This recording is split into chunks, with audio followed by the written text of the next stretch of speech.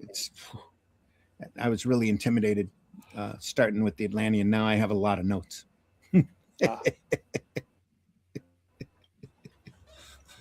Come on in. Uh-oh. And folks, we see out there the having trouble again with Facebook. So, as usual. I was about to say the AI is taking over Randy. Yeah, if only. I'd look a lot better if it did. Sorry, wrong day. Marv was in the house a day or so ago. Probably Friday. I don't know. Well, he's in Portugal. It's a different dimension. Is that what it is? Nice place, though. Folded twice. Pretty scenery. Yeah, very beautiful. Lovely. It's very nice, Portugal. Yeah, Michigan right now is seeing a lot of water. We're being flooded real hard. So, but we're around all those Great Lakes. So all the we had a lot of snow this year. So all the waterfalls are, at about 3 or 4 times the intensity that they normally are, and they're worried about all the dams that are left. That nobody's been keeping up. I'm surprised. The water system gets tested. Yeah. Here in South Carolina, it's like scalding hot one day, freezing cold the next, back to scalding hot. It can't make up its mind what season it is. I hear you. Yeah. I blame plastic. Plastic? Okay. Just a joke. I know. Al's in the house. Hello, dudes. Looking forward to this, Randy. Now was the Comic Con. How was the Comic Con you went to? I went to the Kalamazoo Comic Con. It was a good time. It was lots of fun. So met quite a few fans, sold quite a bit. Didn't sell much on Sunday, though. But got to pass a copy of Atlantean 3 to Bart Sears, who loved it. Thought it was great. Really? Yes. Awesome. Absolutely enjoyed it. And I started talking to him about what I was doing. He's like, "Oh, I'm doing a cull pinup right now for Titan." I says, "Well, I'll bring one of the books. You can read it and let me know what you think." So he took it home on Friday and Saturday. He said, "Man, your book's great. I loved it. Thought it was fantastic. Please keep doing more." I have to show my ignorance here. Who's Bart Sears, or whatever it's called? Bart Sears, illustrator, worked a little bit for Marvel, did a lot of stuff for Innovation. Worked a little bit for DC too. Did he do some work for Valiant? And that's his big thing is Valiant, I think. Man of War, wasn't it? Yeah. It was like late 80s, early 90s era. Yeah. Yeah, he's good friends with Andy Smith, who was at SC Comic Con last week, and I was at. Oh, cool. Got to see him a little bit. Yeah. Yeah, Bart Sears was there. Bob Hull was there again. He's a longtime Marvel artist, did West Coast Avengers for decades, or at least a decade, I would say. Who else was there? Tim Seeley was there. Oh, okay. So it was a good time. Yes, Mr. Rosemo was there. Yeah. Oh, he made his yearly appearance? Made his yearly appearance, yeah. Yep, folks, it's Sunday Funnies. Sunday Funnies for the 9th. Is it the 19th of April? 19th of April. We'll run the opening and get this going. Here, there we are.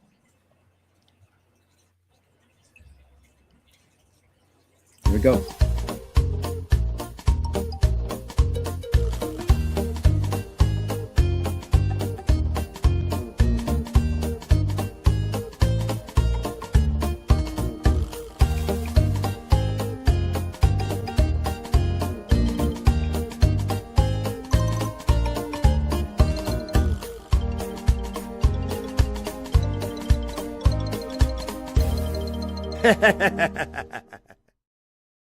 That's right. Sunday Funnies, folks. We're here to look at AKIRA. We are in the midst of book 2. Let's see if I can call that up here.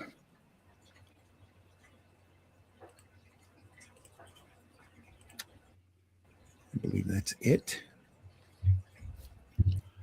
Wow. We left off on page 140. hiding that. There we are. So it's a big building, isn't it? Isn't it? Wow. Beautiful. I was talking to somebody at the show about what we were doing here for Akira, and he's like, "Oh yeah, I learned how to draw buildings by reading Akira." I Yeah. said, "Yeah, I understand that completely." Yeah. So you could learn how to draw buildings from Akira, clothes from Mobius, and action from Jack Kirby. You could put all them together, you've cracked it. Dynamics, detail from Perez. Learn how to airbrush like Corbin. There we go. It's not just one path. Let me fix this here. There we go.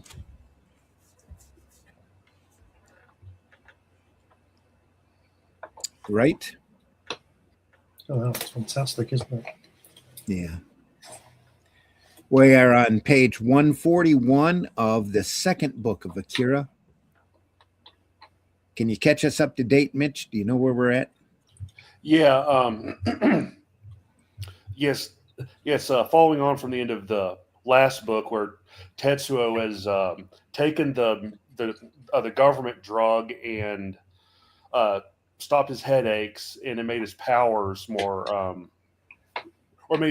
powerful. And now, in this kerfluffle, Kaneda and Kei have been taken by the Japanese government. As you see, they have prison uniform or hospital uniforms, and and that big building they're in is like a government facility / government hospital, where they perform their experiments on children to create super soldiers. And right now in the storyline, all the different, I guess, breadcrumbs that Otomo has laid out are starting to come together. Like, you're starting to figure out like who those old children are, the Espers. They're part of the original Akira program, and they're got maybe 60, 70 years old. It's just the drugs they gave them keep them looking younger.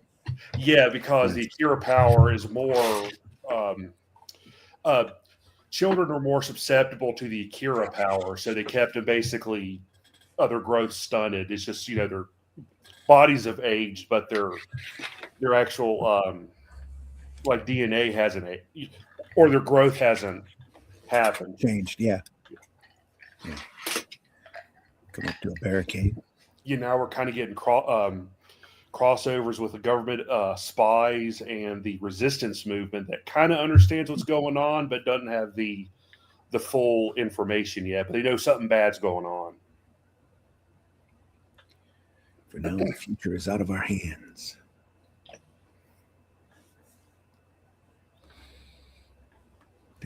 It's funny how it's the kids who found out, isn't it? Yeah.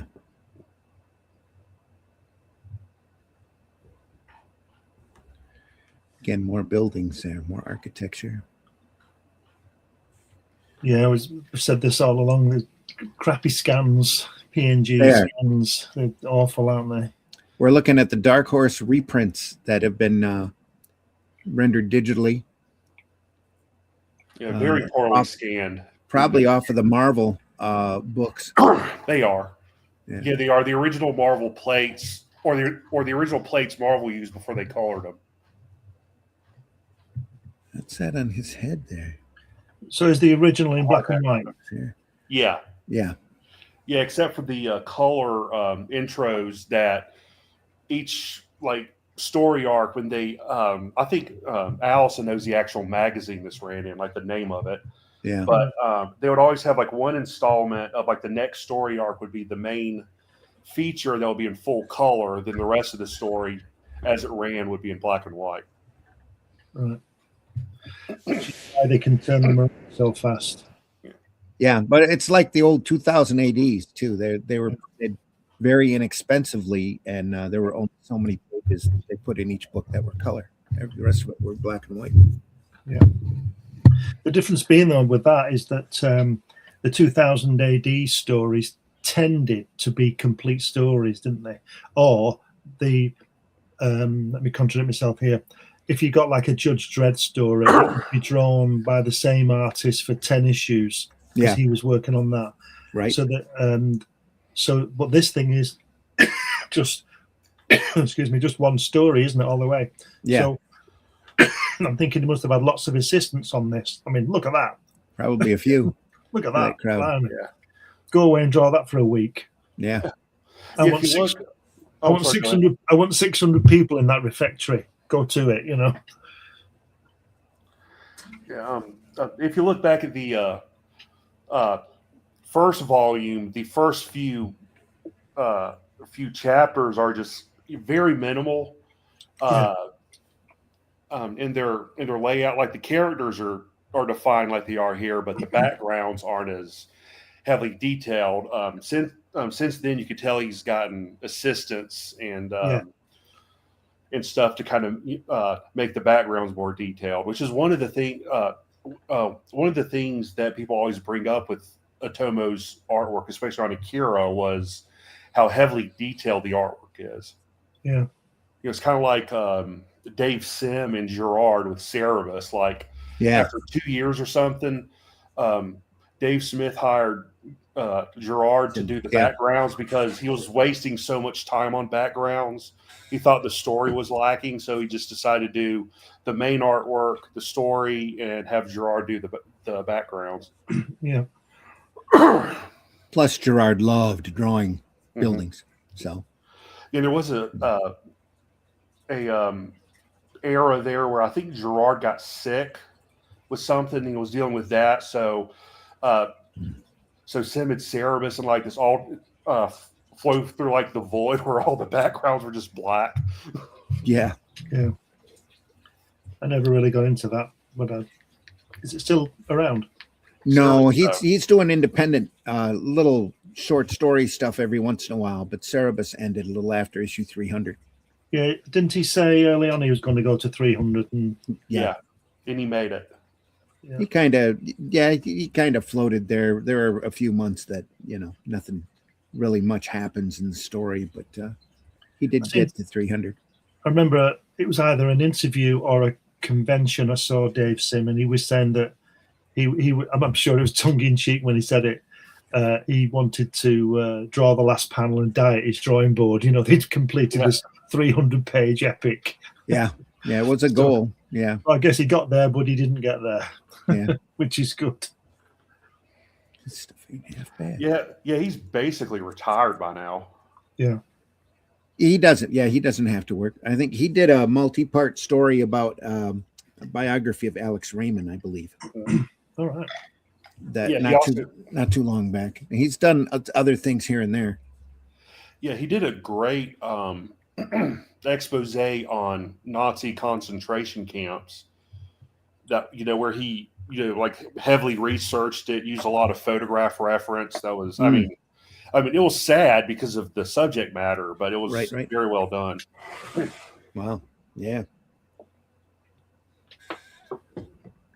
Is speaking of Nazi concentration camps, is Mouse still in print? Oh yeah. Oh yeah. Because that's up there with Dark Knight and Watchmen, isn't it? It is. Yeah. Yep. I think the New York Times keeps it in print. I know Art Spiegelman is I believe he's their cartoon editor there.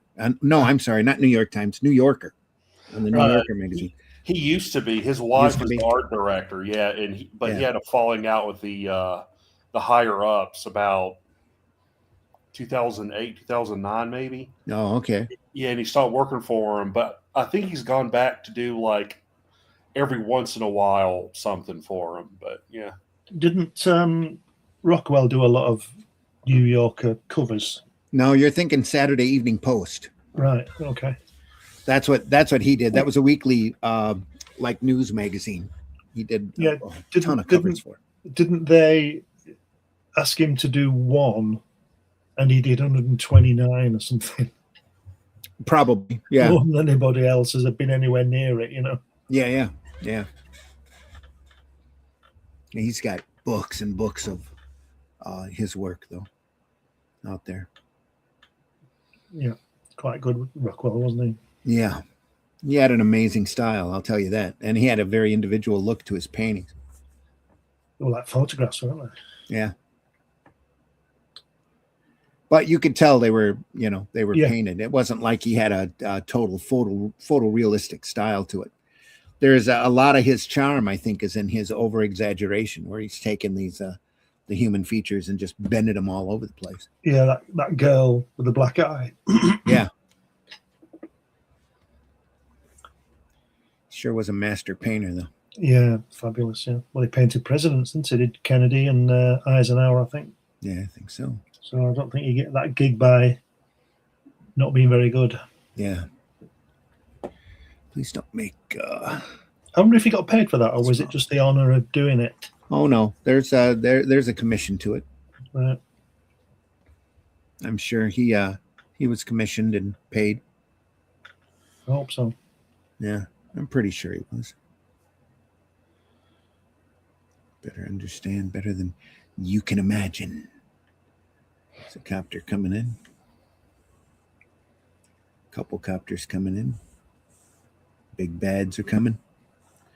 Oh, look at that.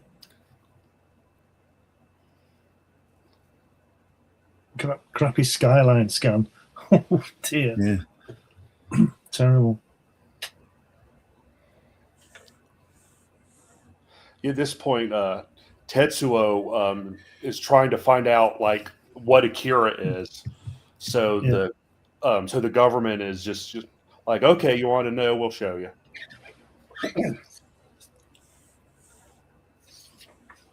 You got any idea what the hell's going on? Nope. We're currently at alert level 5, so someone thinks it's serious. Maybe it's a coup d'etat. Coup d'etat. Coup d'etat? Well. Coup d'etat. Coup d'etat.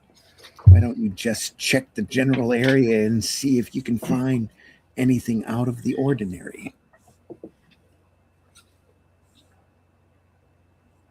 Just wait for now.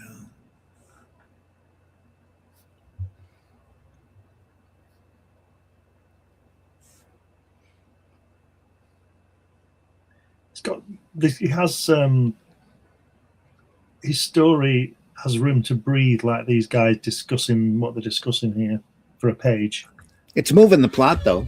Oh yeah, of course. But I'm just saying it's giving it time to breathe as well. Yeah. Whereas now would have had 14,000 people in these panels posing, fighting, and all that sort of stuff in mainstream. They're there figuring out that those guys aren't real. Oh, Look at that. Tetsuo. Is that who that is? Yeah. Who goes there? That's just some kid. Uh-oh. They're looking back here, too, in the background. He does a lot of that sort of semi-bird's eye view, worm's eye view, doesn't he? Yeah. Just a little above off of the floor. Yeah. Yeah. Yeah, he got a lot of his visual inspiration from American sci-fi movies. Yeah. Westerns and crime movies. Westerns especially had big influence all over the world. Yeah, I think it's interesting that like early American Western serials inspired a lot of the Japanese samurai movies, and then a lot of the Japanese samurai movies influence American Westerns. Yeah. It kind of comes full circle. Yeah, well, didn't they get the Dirty Dozen or whatever? Not Dirty Dozen. What's that? The Magnificent Seven. Magnificent Seven, yeah. From Seven Samurai. Yeah, that's right. Yeah, fantastic film, that Seven Samurai, isn't it? Oh yeah. Yeah. So is the Magnificent Seven. And then they used almost that exact same plot for Battle Beyond the Stars with John Boy, Richard Thomas, Robert Vaughn, Sybil Danning. Oh, Sybil Danning. Oh man. Yeah. I got her autograph.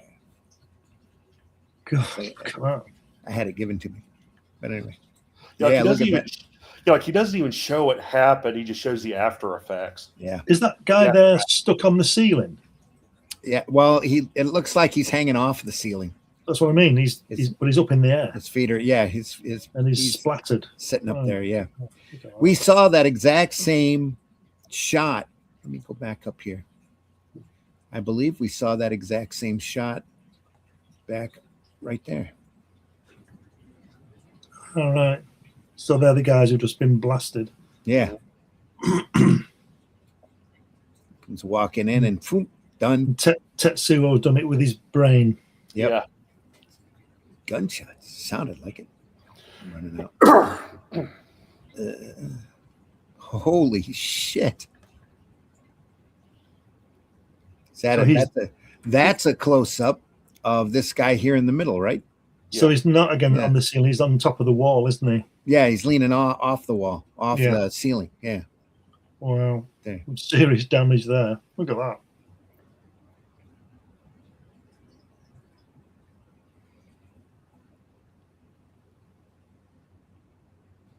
Look at that guy's face there on the left, who's sitting down on the left. Look at his eyes. Here. Yeah. Look at him. Oh dear.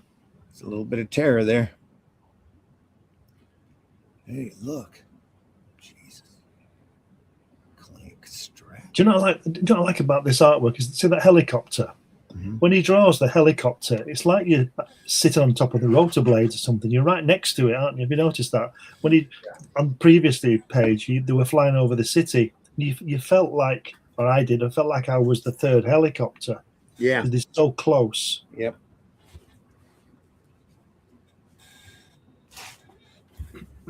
And here he doesn't even see the need to draw in the blades of the helicopter. The rotors. Yeah. Yeah. Yeah. You see through Because them in anyway. real life, they would be moving so fast you wouldn't see them anyway. Right. You know, he doesn't feel the need to draw like a whoosh line or something. Yeah.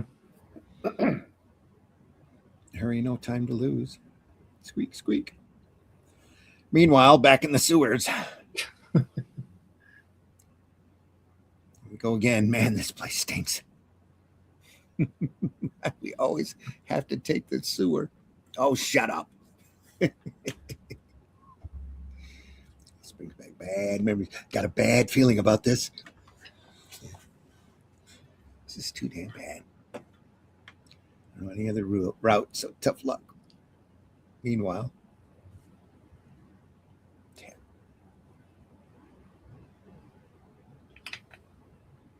here at last.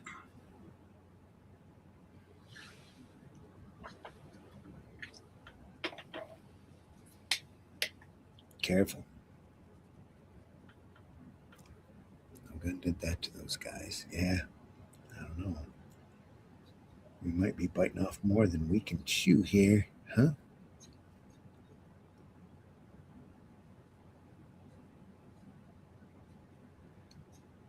Which way?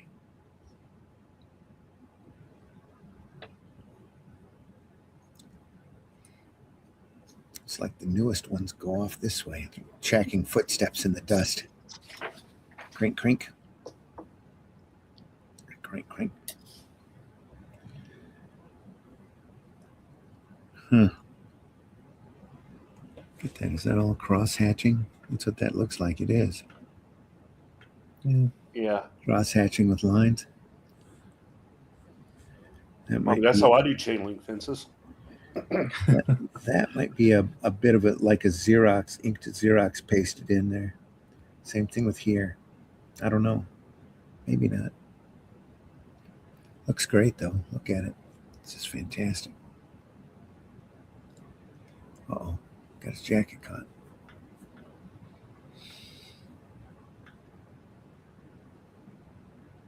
Stirred up a lot of trouble a few nights ago. Watch out for those flying bucket things. They ran into flying bucket things last episode. Oh, look at that. These scans are criminal, aren't they? Yeah, they are. Yeah, because after the last episode, I kind of went back and look at the old Dark Horse editions, and yeah, they did a horrible job on these scans. Sure, something's not right. Because Watch yourselves. Yeah, because the actual printed version's crisp, you can see everything. There's no blotchy spots, but Yeah, bad little ink shade lines here coming through. yeah, there's none of that in the printed version. Yeah.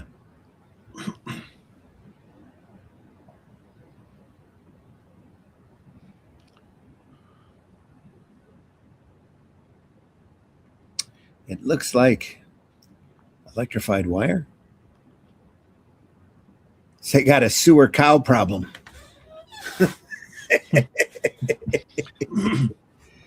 So either touch it and get killed or cut it and set off an alarm. Oh, look at that.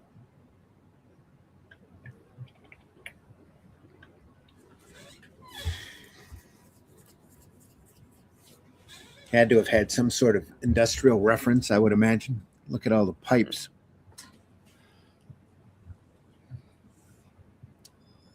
It's crazy. Crazy good. I just have a hard time filling a floor. You know, putting down a pattern or something there. It's really cool to look at. Quite the sewage treatment plant, huh? Hold it.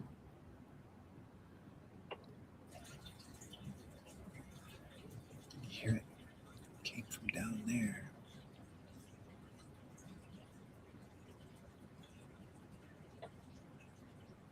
Him looking there. Isn't that fantastic? They're looking back. Yeah. Total contempt. Yeah, and Just look at those angles. That's incredible. Beautiful. and a few, I guess, chapters or whatever you'd call it. There's a full-on action scene on one of those platforms. Mm. Yeah. Ooh. Oh dear. These guys walking in.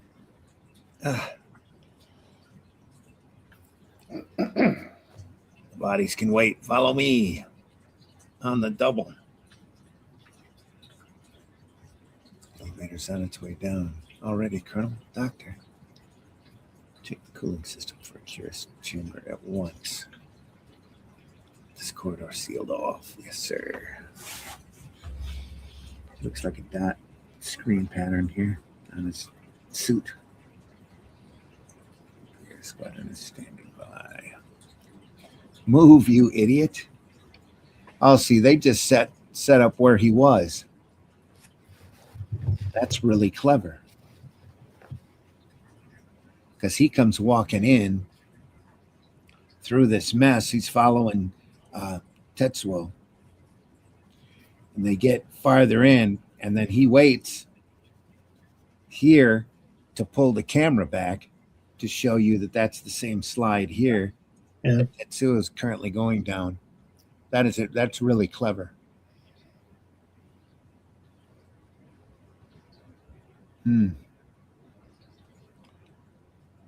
She? Hold still. Uh-oh. Shit, the alarm. Ryu? Woo. Woo!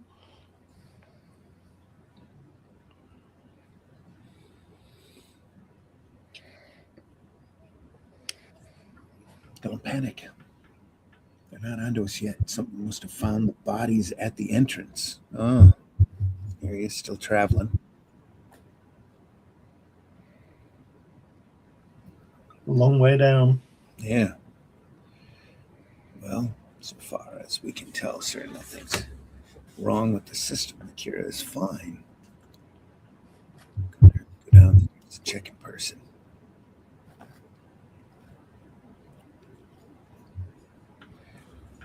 Yeah, like of course, if you've like read this series before or seen the movie, you know what AKIRA is. But up until this point, AKIRA is just a name that people keep referencing to. Yeah. You know, Where the hell is Garrison? Wow, look at that. It's nice, subtle here. That could be the same Xerox only reversed, flopped. Huh. Stop it. How's it look? That's crazy looking. Is that like a station 31? There's, Yeah. I see lockers and another door. Just loving this though. Everything's pointing right at there. Nice composition. Tap, tap, tap.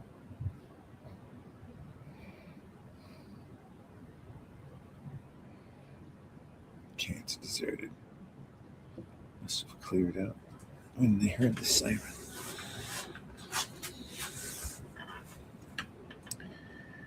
Nothing here. Let's move on.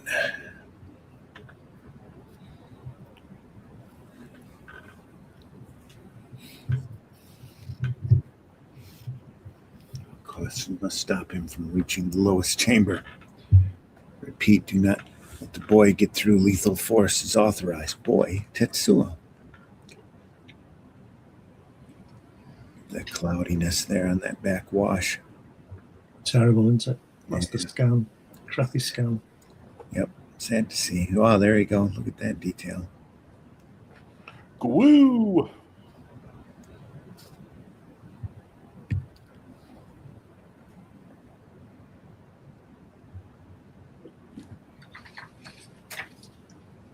Ooh.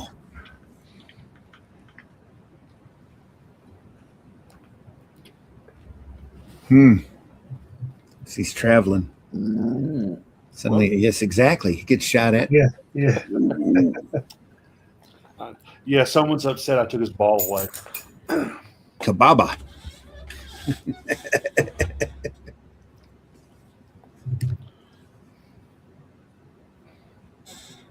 Sounds like the new Lord of Jungle in town, of the jungle. I am Kababa. Oh, look at there. There's a Gwiz. Sharp. Again, you see, it's like you're one of them, isn't it? Yeah. The angle and the closeness of them. It's like you're that's what you're seeing while you're behind these guys. A few motion lines here to show that they're moving. Slightly tilted. He's on his side there. Isn't he?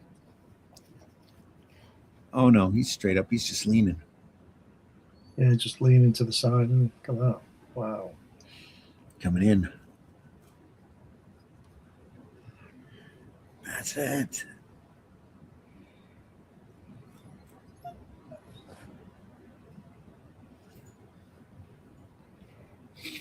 Here's a Phalam. Back up a little bit more here. Get all that in. Oof.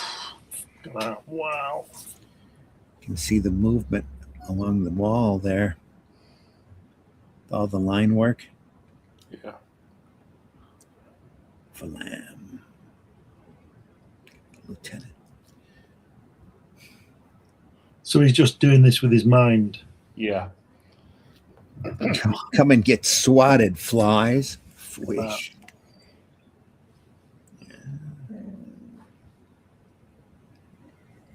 Scene shift again. Hey. And you must understand that he's beyond our control. Eh? Would you slug? What would you suggest? Is there a problem? There's been an increase in temperature in the central chamber. What? It's up to 0.0005 Kelvin. Vacuum readings for the Dwar flask are normal. What about the second chamber and the third? There's been no change so far. Kids are still running.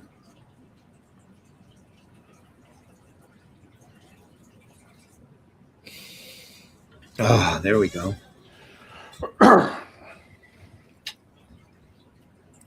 Just barely above the floor. Yeah. But he puts you right there, doesn't he? Yeah, mouse eye view, probably. Yeah. I think we found the main tunnel. Love it. This is spectacular. So what do we do? Flying buckets. I told you. I told you so. Here they come. Get that creating tension with lines here.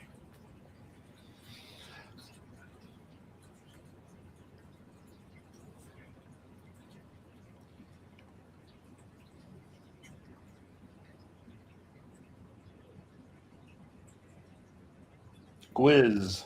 Gwiz is right. Look at that detail. Even on a bad scan. Looks like this is a screen pattern here for his tie. There's tight lines back behind here. Here they come. Nothing personal. Just don't try anything.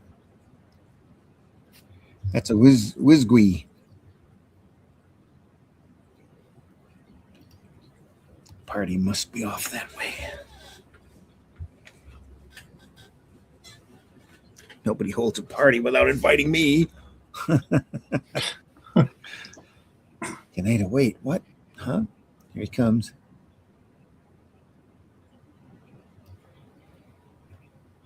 Get back in here now. Are you crazy?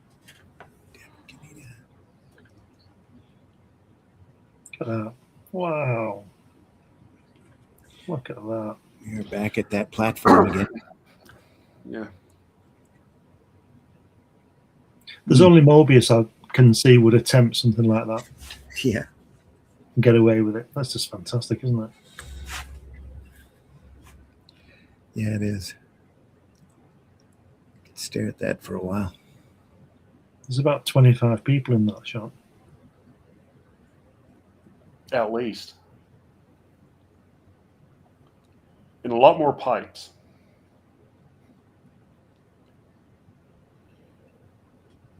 Yeah.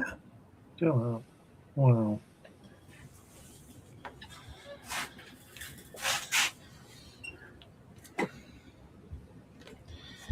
Just saw another flash down there. Something must have exploded. Main Force Flying Squadron, do you copy? Come in, please. You don't know? One of the central chambers been affected. The water flasks are still functioning correctly. There's been no temperature increase at all in the second and third chambers. Yes, sir. Central chamber will shortly be at critical. Once the thermal monitor completes this cycle, we'll run a complete check to learn where the malfunction in the cooling lies. Bit, bit. Proof.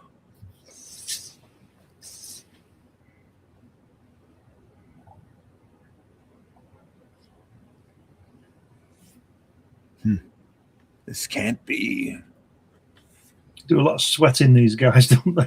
Yeah, they do. Yeah. There's no malfunction. The cooling system, the central chamber is functioning perfectly. What? He's still flying off in a sled, I should say. Crack.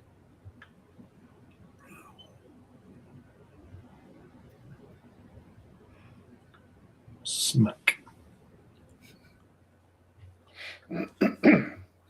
Knocked him right off his cycle. Chalk. How do you control this thing? Boo. I think George Lucas must have been watching this for those things in Ewok Planet. Oh, this, yeah. This actually came out after, so it was probably a Tomo that got influenced by Lucas. Okay. Well, I stand corrected. Still came out after the flying platforms in Johnny Quest. Nobody saw Johnny Quest. Everybody saw Johnny Quest. I know. That's like saying nobody saw Thunderbirds. I know. Even I saw Johnny Quest. It was great. Yeah. Bam, bam. I saw the lesser Johnny Quest about 30 years later. Yeah, sorry. The Real Adventures of Johnny Quest. Real, Cool theme song though, but that's about it. real sorry. Yeah, I hated that from the moment I saw it. Yeah, I just hated it. Stupid fucking bandit and everything. I think Johnny Quest over here was on after Top Cat. Could be. Somebody should do a book or an article about all the primetime animated shows that were out, because nobody would believe it today. Yeah. You should do that article, Randy. You're the knowledge. Yeah. I mean, like, where's Huddles? You should do it in your book, your history book of comics that you're still not getting on with.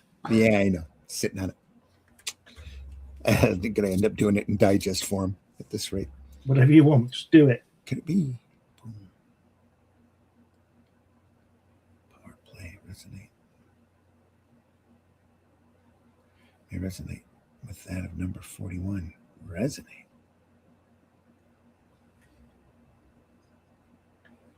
There is a similarity in their psychic vibration, if they're on the same wavelength, you might say. And even in cryo sleep, AKIRA may be responding to the presence of number 41's power. That's true. AKIRA's response will increase each time number 41 defends himself. Precisely what I fear. Stop this elevator at once. Looks like the platform's jammed. Sounds like the trouble upstairs is over.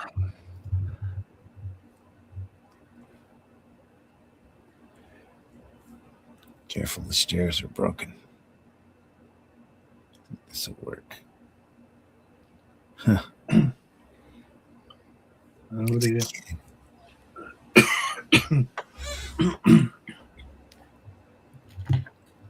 Joke, I can't believe this shit. You're on the elevator?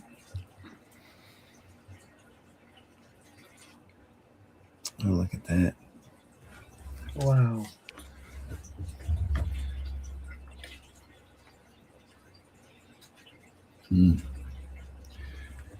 Don't do anything to get number 41 upset. Here come I think the he's kids. already upset. But Yeah.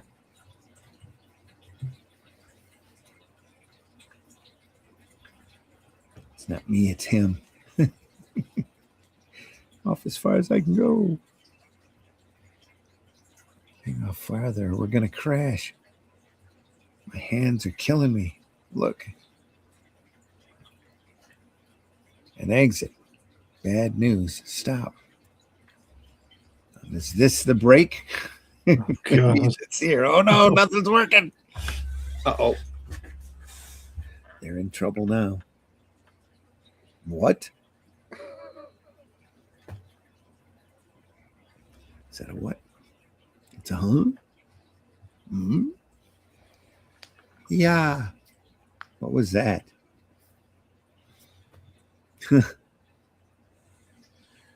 It's them. Looks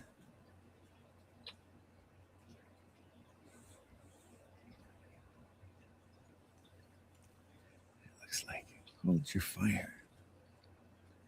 Oh shit.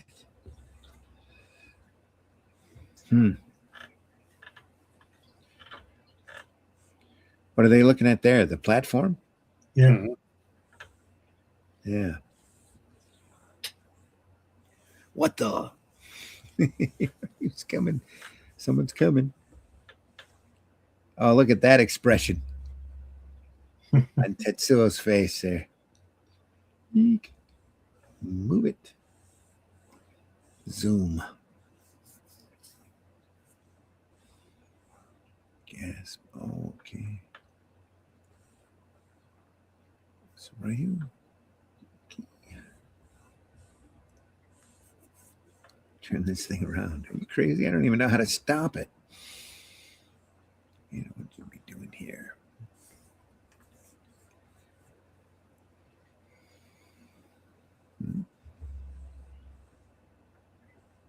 Uh-oh. Look at that.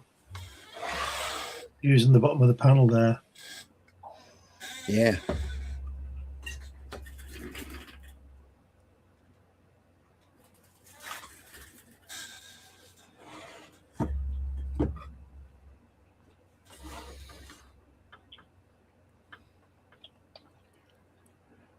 You must listen to me. Screw that. Well, what? Yeah. Zagong. Zagong. That's a great sound effect. Zagong. Yeah, Zagong. Yeah, AA, right? Oh, we're gonna crash.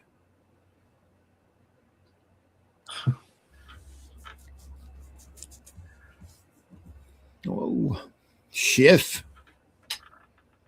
There. To Yeah, look Zim. at this. I need better sound effects. Yeah.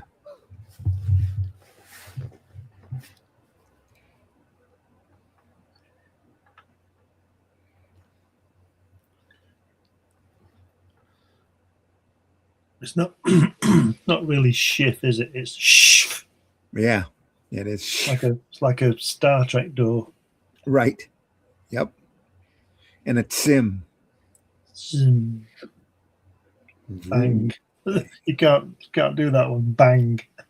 Crush. Crush. Okay. Boom. Wow.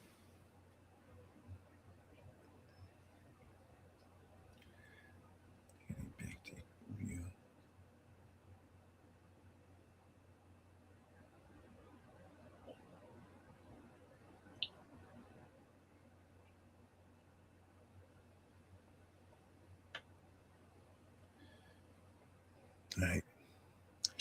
Oh, are you okay? I gotta get back to Rue. Ryu. Ryu. Gotta get back to Ryu. Gotta get back to Ryu.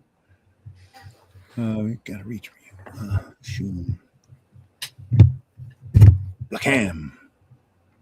He's gonna get killed out there. So we if we try to go after him. Come on, we gotta get undercover.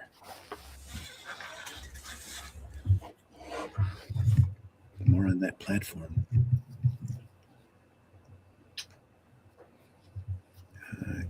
Oh, shit, the fuel pipeline. Get back. We have to stop. You're upsetting number 41. I don't get it. Why are they retreating? Hey, come here. There's got to be a way out. I can't get it open. I was trying to bang it open. Oh, he does. View. Whoa. It's freezing in here. Look at that face. Yeah. Then now what? We keep going.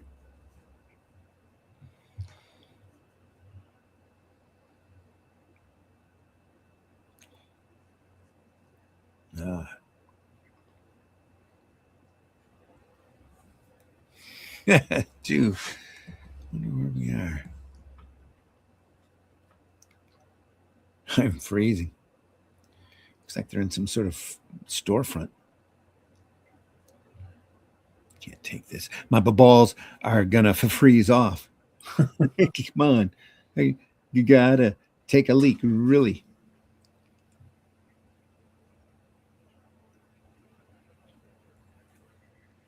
Huh.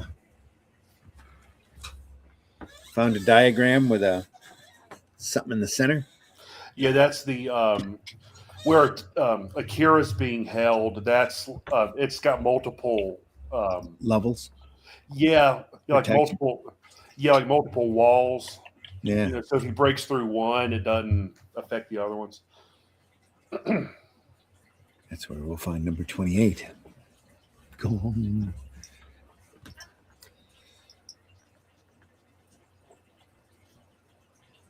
That's where Akira is.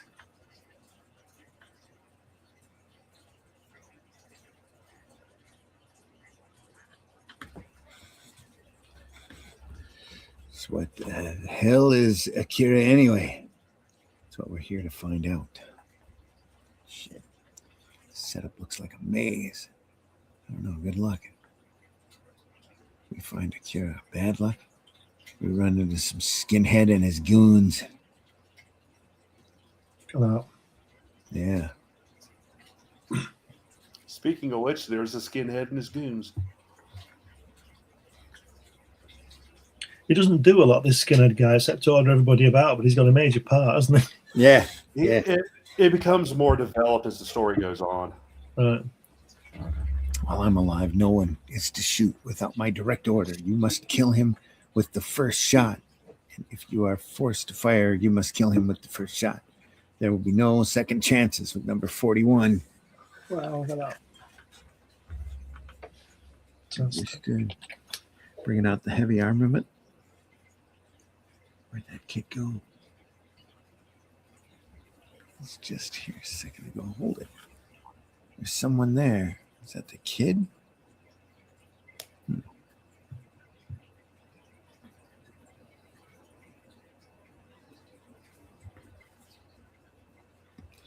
Tomb. Here. Tomb.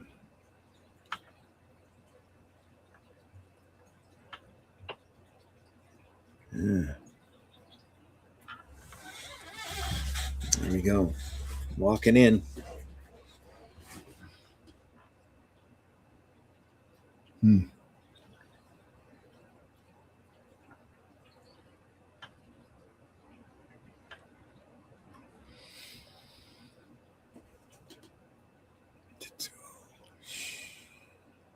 Oh, look at that door.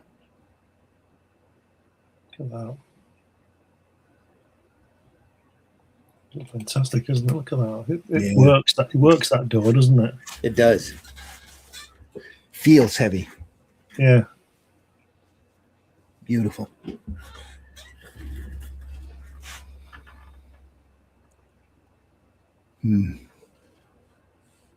Like we said earlier, even with a crappy scan. Yeah. It looks great, even with a crappy scan. I wonder, that door? Who are you? That's no concern of yours. However, I have business to wrap up with the man behind you. Can't be. I left you dead. And now it's your turn. Uh-oh. Uh-oh. He smacked him in the gut. I'll hurry up and shoot. Come on, shoot me.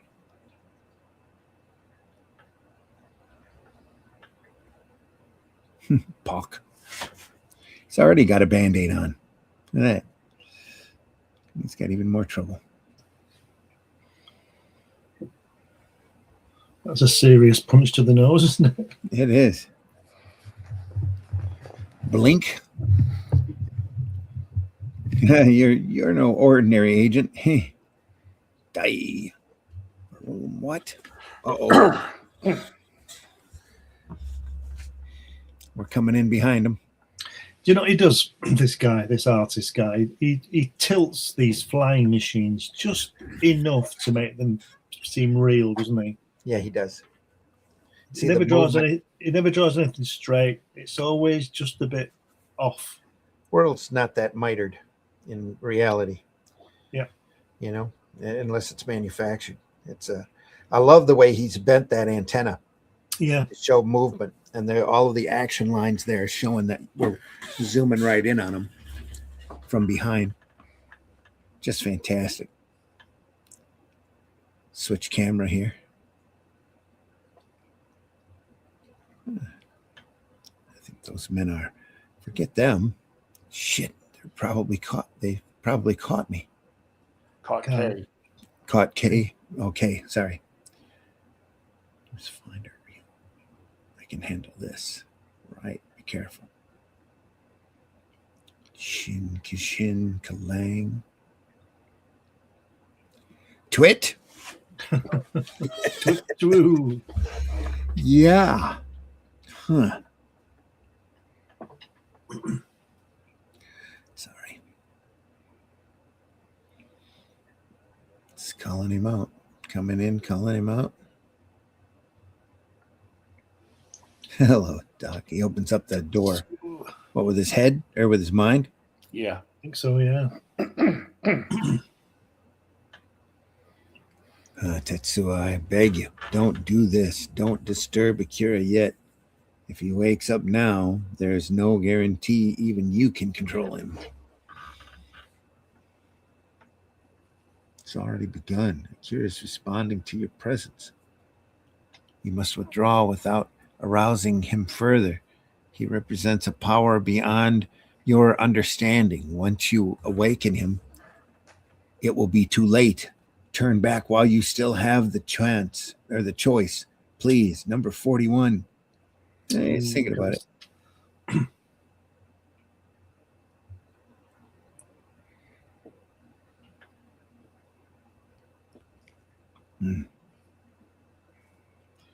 He's considering his options. What a status report on Akira, yes, Colonel. It's coming.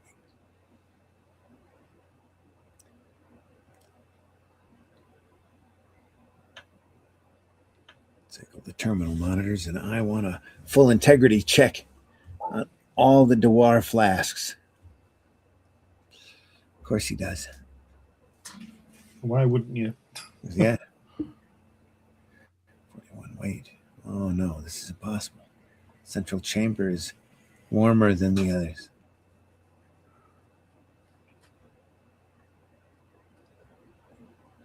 Oh. So they're thinking they're going to kill him if he doesn't obey to come out. Yeah. Is he awake? When he could splatter them to the four winds if he wanted.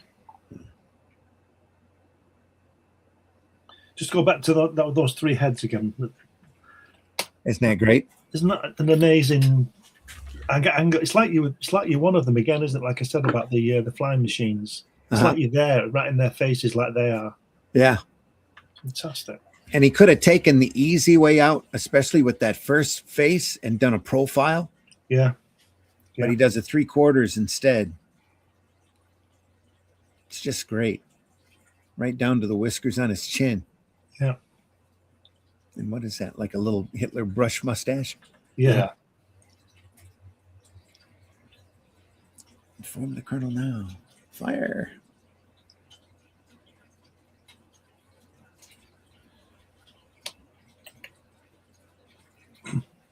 Is it? Oh, I'm thinking they shouldn't have done that. Wow. Yeah. Is he going to send those bullets back? No, there's Good. a laser. Are they light? Yeah, lasers. Yeah, that's what I mean. Yeah. They're going to hit the fuel lines. Scree.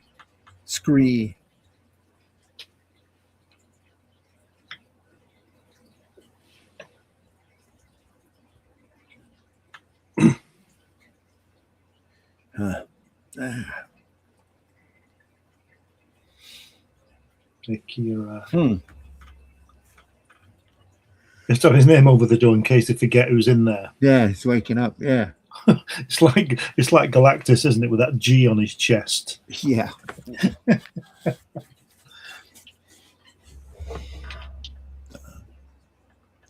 Laser rivals must have cut through the outer shield and cracked the first Dewar flask. Wait, what is that? Look at this. The failures in the Dewar flask of the third chamber. What?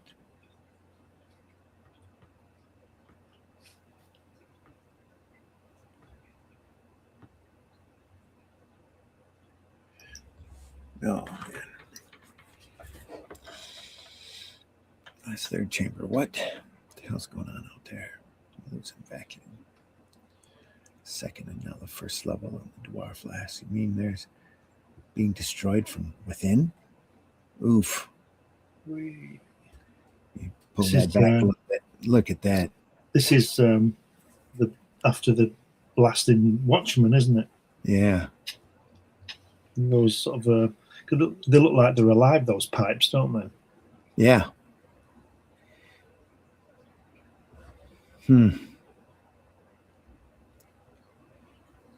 Wow. He's a monkey, this Tetsuo, isn't he? Yeah. You know, he's like a typical 14-year-old, and he's got a bad tood. Yep. Is he not going to open a door there?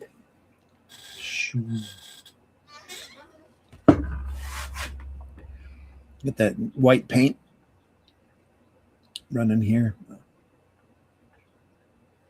I would imagine. You can see it more on the inside of the door. Yeah. Yeah. Yeah. Stay calm. Be careful. Take carefully. We can't afford to miss a fort. We can't afford to miss. We can't afford to miss. Flop. Fluff. Damn. Nope, it's still Game over. Oh. Yeah.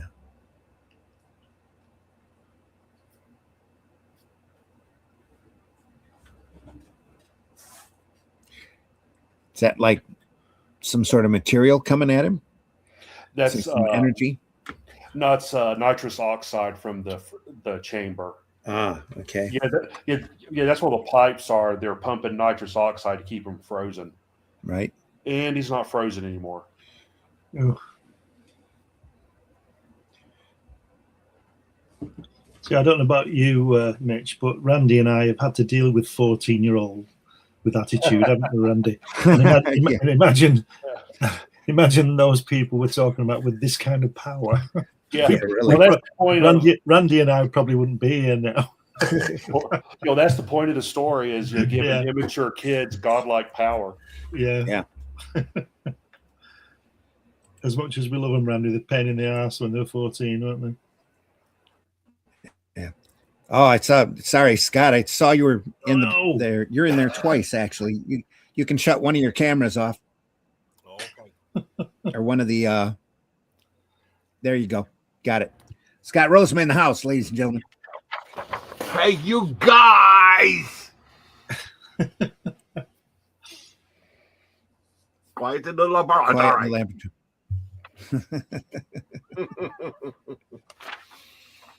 All right. Yeah. The guy that played Mandark, Eddie Deason, lives in Spartanburg. Okay. Cool. Piece of trivia. I don't know. I got him on my Facebook. I do too. Saw him at SC Comic Con last year. He wasn't a guest. He was just walking the floor. Oh, really? Yeah. That's cool. Hello, dudes. Looking forward to this. Okay. Yep. Al in the house. Glenn, I passed your name and details along with Russ's as your UK based to my local comic book shop that puts on its own convention. So they may or may not be in contact with you both. Okay. Thank you. Thanks, Al. And as a heads up, they may mention me passing your information on. Okay. You are UK based, I assumed. Oh, yeah. They are. Yep. It's contacting your and to you are not asking. Just assume that. Yeah, you're fine. Absolutely love Rockwell. I saw an exhibition of his work in Rome, and I kept laughing. Some of them were hilarious. Love his style. Oh, yeah. Scott just dropped out. Come back, Scott. Come back. Oh, Marvy Comics talking in a foreign language. Is that Korean? No, what is that? Japanese, isn't it? Is it Japanese? I don't know. I don't know. I love this going on holiday, returning from holiday, split screen, widescreen, double panel painting, 2 images of a family in a car. Yeah. Yeah, I know which one you mean. Okay. Yeah. And then, and often does quick establishing shots for the perspective on the Chinook. Yeah. Yeah. The helicopter. I love that platform at 45 degrees. Nice dong. Ha ha ha ha. Love how active and dynamic the machine gun fire is rendered. Oh, yeah. Yep. Let me bring you back on board, Scott. There you are. Okay. All right. Excellent. Now you Thank can be part of the conversation. Yep. Johnny Quest was excellent. Oh, yeah. It was. First season it is still the best of the best. Johnny Quest, one of the greatest animated series ever created. Scooby-Doo was great too in the beginning. Yeah, well, they hit that formula pretty early on, and that's where they stayed. So that's why you have all those tropes and cliches about their formula. Real adventure stories are few and far between these days. Good ones, absolutely. Yep. Those old Johnny Quests, though, they still hold up. They are pretty timeless. That first season. They're still awesome. Yeah. They really are. Yeah, I've always loved in Scooby-Doo how every time they catch the criminal in the end, he's always like wanted in 7 states. And all it took was a van full of potheads to catch him. Yeah. And he would have gotten away with it too. Wasn't for them damn kids. Yeah. They go where no cops have ever gone before. So a big bossy jacket with the fur. Yeah, ruffles. Love it. Yep. The Ninja, thanks for being in the house. Understood. Yes. Okay. See, the funny part is my dad still rocks a denim jacket with white ruffles. There you go. I used to have a denim jacket. I had it stolen at my first show at the farmer's market. No kidding. No kidding. And then when I told the administration about it, oh yeah, it happens all the time. Oh my God. That's okay then. I mean that's the way it goes. Yeah, okay. Here comes a kid. That's AKIRA. That's AKIRA. Shield. Well, the inner capsule's been breached. What? Kasing. Fix it. Fix it now. What? Krish. Here's a Krish. Sounds like glass breaking. Oh, look at that. How do you do that? Gray paint, maybe. Oh, they probably have. It's probably a Zipatone sheet. Oh, not like this, is there? With the white lines. Oh, they with have the white lines. You could use. I'd use a ruling pen on that with white ink in it. Yeah. But over in Japan, they have got tons. All sorts of they've got tons and tons of adhesive screen sheets. They can just add this texture to a page. Even white lines you can press down on your art to give that effect. Yeah. It's just amazing what they have over there. Kind of like those old rub-on letters. Yeah. Okay. Yeah. Yeah, I could see that. Yeah. From what I understand, a friend of mine goes over to Japan every so often, and he says they have art supply stores there that are 4 stories high. I believe it. And each floor has got like a specialty thing to it. It's just amazing. And it's crazy because over here, art supply stores are becoming fewer and farther between. Oh, unfortunately, You might get a quarter aisle in a Michael's anymore. Brushes, crazy. It's ridiculous. Pads and Bristol board, you get nothing. Yeah, we're over there. I'm sure they'd have to have at least a big display just for the tone screens. Oh yeah, yeah. The way black and white manga is over there. Look at that Grick in white, no outline. That's cool. Because they'll have 40, 50 people working on one book easily. Yeah. Freezing. Between inking and applying the screens and doing the lettering and it's a real art form.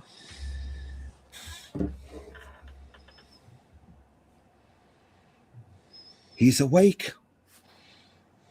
Grizit. Is that the same Grizit that's up there? Nope, that's a Grick. Grizit. Am I nuts? Or is it getting goddamn cold in here? No way. He's awake. Yeah. Shit. Yeah. What is this? What is it? What are those? Anyway, she's. Look at that Man, oh man. tension. What are you waiting for? Come on. Lower the shields before we all freeze to death. The doctor is still outside. You guys on that panel, that first panel there, notice on the military guy with the buzz cut on his head. Look at the structure of that sleeve on that arm. Yeah. That is just God, is that beautiful? I mean, It's so well done. The proportion on this is amazing. Oh, his, yeah. his ability to be able to show you're looking from the floor up. Oh, That's what that sleeve helps out yeah. tremendously with. Yeah, everybody else is stumbling around or stumbling towards the camera. Even that the next panel with the professor here yelling. Look at that exaggeration's amazing. Oh, man. Doctor's still out there. Oh, he's still out there. Oh, boy. He's going to need a sweater. Shriek. Don't panic. The electrical systems are simply reacting to the charge of supercooled air. Chalk.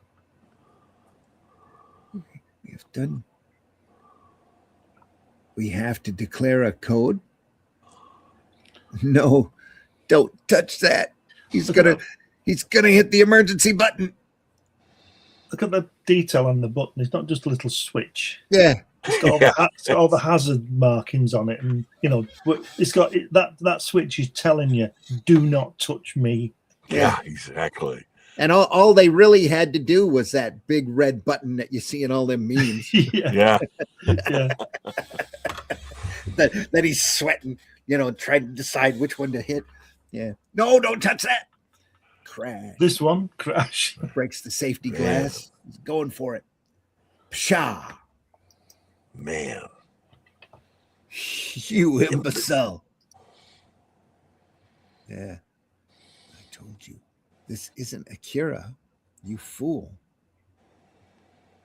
So it's not Akira. Oh, it is. He's talking about Tetsuo is not Akira. He's more powerful. Oh, okay. So that's not going to work. Say, my God. He's looking at the professor frozen out there. Yeah. Jeez. He's freezing to death. Oh, God. Yeah, he's being covered in nitrous oxide, so he's basically just becoming a large ice cube. Oh, yeah. Dr. No. Dr. No, where's James Bond? Dr. No. It's Bond, James Bond. Where's Bond? Yeah. Clank, clank. Cack. Cack-a-clang. Kashi. Oof. Look at that. Man, oh, man. Just enough shade there in the corner. Wow. Boy, if there was ever a comic that just slams you in the face with its work on perspective. Yeah. God. Too late retreat. The bulkhead door's closing. Hurry. Friggin' thing won't start. Too cold. Froom. Finally. Oh, he fired it up. Burr.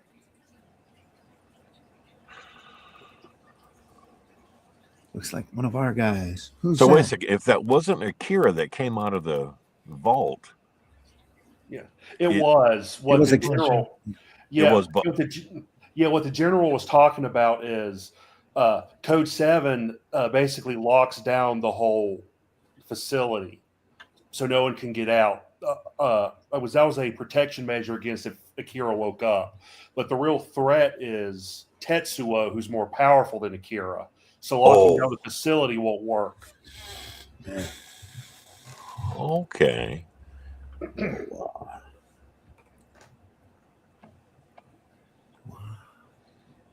punch? Yeah, It's a 'cause punch. Akira was so powerful he destroyed Tokyo with like one sonic blast, but Tetsuo is more powerful, so he could destroy a lot more than just one city. Wow. So why don't they have Tetsuya under lock and key? Well, they're trying to capture him now. Tetsuo Yeah. just took a drug there in the first book and got a tremendous headache, and then took another drug and has calmed down. But he's walking out of the facility with all these mental powers. They've been trying to stop him. Oh, and Tetsuya was the guy with the fur collar jacket. Yes. And the high Yeah. forehead. Got it. Yep, Gotcha. you got it. That's right. I remember that now. Yeah, it's same here. It's been so long since I actually read this, let alone sit down and really look at it. Which is what we're doing here. Look at the exaggeration on that punch, the guy's chin. Man. Just great. Platform, we're moving. But I think for the moment we're safe enough to settle what's between us. God, look at that angled elevation platform. Yeah, Nice. there's been a number of shots like that in this section. Just phenomenal. All the perspective. Highway's closed to the city. Wow. Wow. Damn. Oof. There we go. Oh, look at that. Take that back a little Jesus bit. Christ. Wow. There we go. Look at that for a second. My God. Just think somebody took all week to draw that, and then people would just pass it by because there's nothing written on it and just not even look at it. Yeah, exactly. Really, it's an establishing shot. You're so right. It just your reader would just casually, oh, okay, look at it and move on. Just insane. Christ almighty. Is that the Twin Towers over here? Yeah, it looks like it. Yeah. It does. Right Yeah, there. I wouldn't be surprised if they kind of made a collage of random buildings throughout the world to make that shot. Yeah, Yeah, true. I don't think isn't it supposed to be Tokyo or no? This New is Tokyo. Neo Tokyo, Neo Tokyo. Yeah. Oh, Neo. built on the remains of old Old Tokyo that was destroyed when Akira went haywire. That's like- okay. That's right. I remember that again. I'm slowly coming back to me. Just like Seattle. Anyway. You know, what I sort of understand is the facility that they're in was holding the most powerful weapon in the world, so they chose to build a Olympic site right over it. Yeah. Well, to hide it. Well, In plain sight. They needed a flat area, so they just built on top of that. Yeah. The whole city was flat. Well, they figured, if you're gonna use up all that much space to do something, might as well get some extra use out of it. Yep. It's just the Olympics. Yeah. Anyway. Yeah. Report at once to you. Just and invite the rest of the world to sit on top of this, Yeah. potential annihilation. There are I 10 hope the minutes remaining. radiation levels are okay. Nothing's gonna go wrong. Yeah. Yep.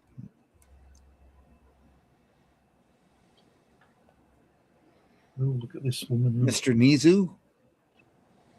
Get Lady Miyako. Miyako to one of the underground shelters, so no one could stand in the way of what was destined to be. And Akira has awakened. Mr. Nezu, Lady Miyako, we must leave now. Silence, fool!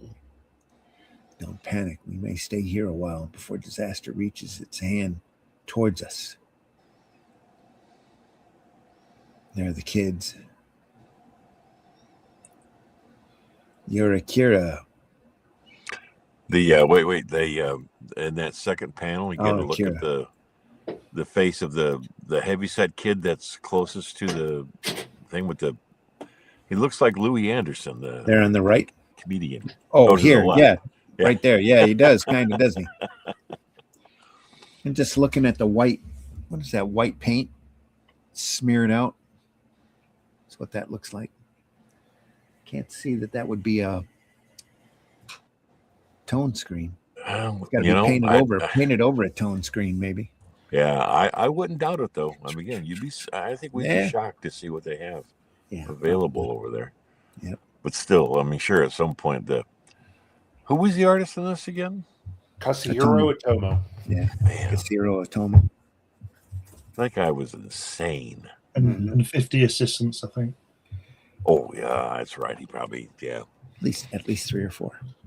God. Whoa.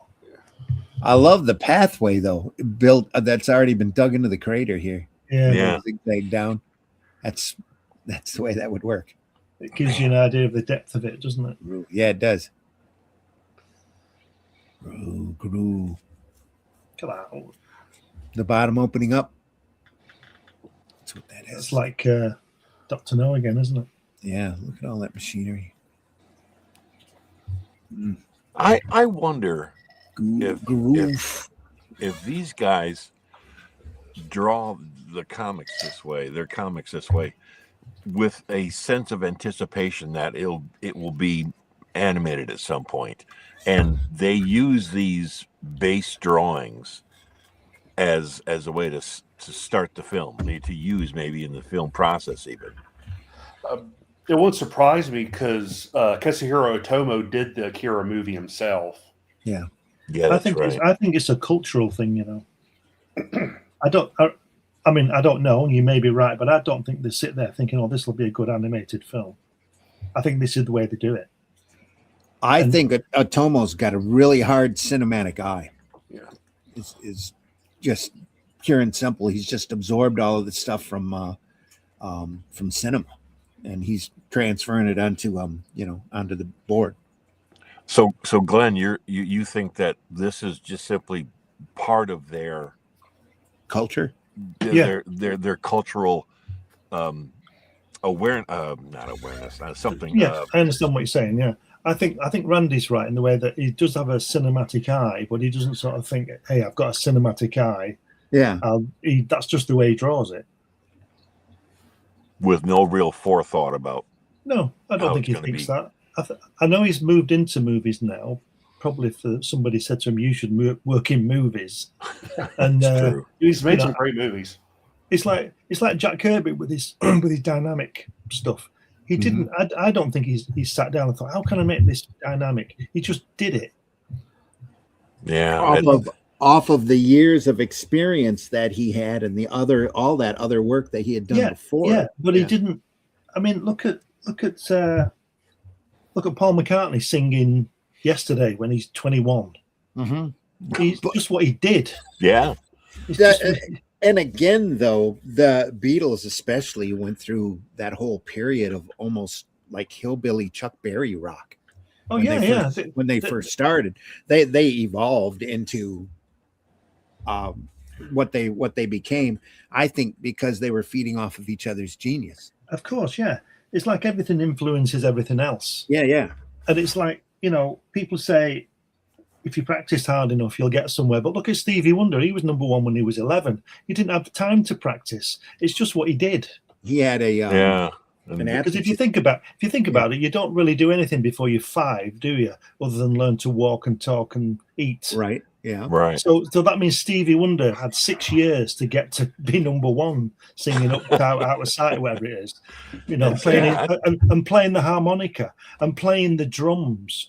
And then playing the keyboards like he did later, and singing like he does, and writing songs like he does. Yeah, because all his good stuff is early 70s, Innovisions and all that. And he was 23 when he wrote "Living for the City" and things like that. Yeah, he's just a genius. Yeah. I mean, he's like I say, he's influenced by all his surroundings, but he doesn't see a lot, does he? No. So something's going on in that brain of his. Yeah, I think this is the same kind of thing. I don't think he draws with one eye on something else. I think this is just what he does. Man, that's just my opinion. Well, and I think what kind of brought me to that thought is that so much of the Japanese culture with comics and animation, they seem to be so intertwined. I mean, they're so Yeah. highly appreciated by the masses Yeah. that I- I can't help but wonder what kind of effect that might give- have on a creator like this. Or, as you just said, Glenn, that's simply in outer expression of things as they move forward, Yeah. without any consideration to start with, just this pure act of making comics, and then they don't worry about it. They just let it happen after the fact. If you look at somebody like Steven Spielberg, who is one of the best directors ever, isn't he? Yeah. He gets all his films storyboarded, but Yeah. Ridley Scott does a lot of the storyboarding himself because he can draw. Mm-hmm. Yeah. Oh, I didn't know that. Yeah. Yeah. Along with Sid Mead, when they design Blade Runner, a Yeah. lot of that Yeah. work you see on the storyboards is Ridley Scott because he can Yeah. draw. So is he a better director than Steven Spielberg? Spielberg can see it in his head and get it on film. Ridley Scott can show you what he's going to do. Oh, Yeah. amazing. And I think this guy's the same. I just think, like Randy said, his art is very cinematic and animated and things like that. Yes, it is, but that's not why he does it. I think he just does it because that's what he does. Yeah. Yeah. And culturally, the Japanese didn't castrate cartoons and comics into kids' literature. Yeah. That's Yeah, right. they view them as high art. They weren't Yeah. they weren't pigeonholed like that. And these people who read comics as kids grew up and especially in Japan, literally redefined the art form. Yeah, I think it's knowing how to draw. It's like Mobius. These are sort of similar kind of line weights, aren't they, to Mobius work? And if you go back to Japanese, what is it, Hakusai, the wave? That's about 1840. Yeah, yeah. So it's that kind of style, that kind of line work, and he's got it. He's Japanese. It's a cultural thing, I think. Well, the Japanese, from the way it was explained to me in one of the books I seem to remember reading, they are more visually oriented. Yeah. In that, especially in that their language is symbols and not Exactly, yeah. words. Yeah. Yeah. Yeah, that's why you got sequences in like if you ever see Ronin. No, is it Ronin? The first anyway, of these sequences of like it's just like a 5-minute sequence of a samurai walking towards the villain. Mm-hmm. And in that sequence tells you everything you need to know about what's going on without anyone uttering a word. Yeah. What's David Lean does that in Lawrence of Arabia, doesn't he? When what's he called? The Egyptian guy comes out of the desert from the dust. I think that scene is about 10 minutes long, and it's just a sandstorm. And then after 5 minutes in, when you're thinking, what the hell's going on, you sort of see a shadow, and the guy comes out on his camel or his horse, whatever he's on. It's an amazing shot, and you think, how does he do that? Because that's a long time to spend on that shot, but he's making a point of it. Now, what shot is this and what film? It's in Lawrence of Arabia. Lawrence Oh, of Arabia, David Lean, Lawrence David of Lean. Arabia. Yeah. And the Egyptian, what's the Egyptian, Peter what's he O'Toole. called? Yeah, what's the Egyptian guy called? I can't remember. Oh, the good-looking guy, the one the girls always like. Oh yeah, the Omar Sharif. Yeah, Omar Omar Sharif. There you go. Watch that. It'll be on YouTube, I suppose, somewhere. Just watch that shot. Yeah. It's just amazing. And you think, what's going on here? And then you see this guy, this mysterious Arabic-looking guy coming out of the dust, and he's making the point of that. He's making you wait for him, the director. You've got to pay attention. It's like I always say about Stanley Kubrick. People don't like Stanley Kubrick films. They think they're boring. Well, I think they're brilliant because they make you watch it. Kubrick makes you watch it. He makes you pay attention. Whereas we said before, a lot of the time in modern day comics and writing and film, people want to know what happens. But somebody like Kubrick makes you wait, and he unsettles you. Like in 2001, there's a lot of long shots, and it makes it unsettling. Yeah. Yeah. Because you're thinking, what's going to happen? It builds the tension, and I think it's genius. All of Eyes Wide Shut is unsettling. Yeah. Yeah, and I think the only movie by Kubrick I'm not really a fan of is The Shining. Randy, can you back Yeah. up? Right. No, go ahead. This is the coolant Right has here, escaped out of the facility. Yeah, I was going to They're say, saying. isn't that's the shot of the coolant? Yeah, because And he's nearly frozen to death. His teeth are chattering. Yeah. If we stay here, we'll all Yeah. freeze. He's having hypothermia. Currently 20, no Right. 21, below zero. Wait, the temperature's starting to Man. stabilize. Of course, the helium coolant's now escaping upwards through the main hatch. Why hasn't the emergency heating system kicked in yet? And then that whole panel just to show that coolant leaking It's coming up. through the Yep. crater. It's leaking up. Jeez. Driving the point home. Unbelievable. Maybe we are at 263. Should we stop? Yeah. Just I think Oh, as that's the right. They coolant don't is have any- escaping. They don't have any ads in this comic to give you a breaking point. No, Oh, but well, that would that's be that would be a natural point to be like breaking the sections off. It's a natural holding point. Yeah, the book's pretty close to being over right now. This is like the very end, but I Is think yeah, we could stop it if you want. How far does it have to go? Let me look here. Oh, I don't want to look ahead. No. Let's just stop here. We'll Yeah. stop at 263. It and might we'll be pick it 2 up. pages, but let's leave it. No, there's still a bit of a distance. Yeah, Here, let me zoom it. Wow. Well, There's this is that the cover. this is the Dark Horse printing reprint. It is. Yep. Yeah. 301. Yep. So we're still 40 pages off. Okay. Let's not look. Let's not Man, look. oh man. Don't look. Don't look. Don't look, everybody. Don't look, Ethel. Yeah. Don't look, Ethel.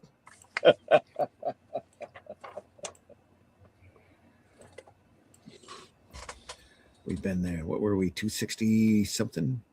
Yeah, 263 was it? yeah. The coolant was leaking out of the crater. 237. Shroom. Yeah. What were you saying about The Shining, Mitch? Oh, I was just saying, the only movie that Kubrick did that I don't like really is The Shining. But it's not because it's a bad film. It just insults the source material, I think, a little bit. You AKIRA? Because the book's about Jack Torrance finding redemption in the end, and of course in the Yeah. movie he just goes crazy and wants to kill his family. Yeah. Because apparently it's a very personal book for Stephen King, because he kind of based Jack Torrance a lot on himself at the time. You know, recovering from alcohol and drugs and all that stuff, and like finding peace within himself. So like to make Jack Torrance just this evil family killing villain, is kind of like an insult to him a little bit. Yep. Yeah. I didn't know that there was that kind of nuance from the book, but I imagine then the idea of the character being possessed by the house or the ghosts of the house was it probably an essential part, but they left out what could have been an even better part by eliminating that redemption part. That what you're saying? Yeah. I mean, because the whole point of the book is King finding like his own sense of redemption from his personal demons, and in the book, Jack Torrance in the end overcomes the hotel and ends up saving his family by sacrificing himself to the ghosts. Oh, okay. Yeah, and in the book, Halloran doesn't get killed, does he? No, which is another part of the movie I don't like, because it's this like race to the end with Halloran trying to save the family, and he shows up. First thing he does is die. In the book, he helps them get out.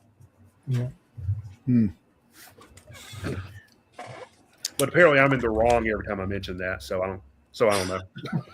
So you keep Everybody's mentioning entitled to their opinion. Yeah. Yeah. Hey, There you I have an opinion. People are going to hear it. Yeah. Wasn't that was a character played by Scatman Crothers, right? Yeah. Yeah. Halloran, yeah. Man, oh man. All right, folks, we're almost through book 2 of Akira. So glad you were able to stop by and share this with us. Hope you enjoyed yourself as much as we did. Marvi says Full Metal Jacket's my favorite Kubrick movie. Yeah, there you go. I'm surprised. That's 2 films. Allison isn't here. She likes the stuff. She would make it if she could. She's probably not feeling well. And Spartacus too. There you go. I haven't seen Spartacus in decades. I need to sit down and watch that. Yeah. Tony Curtis. Where's Russ at to this morning? He's out Just- running around. Okay.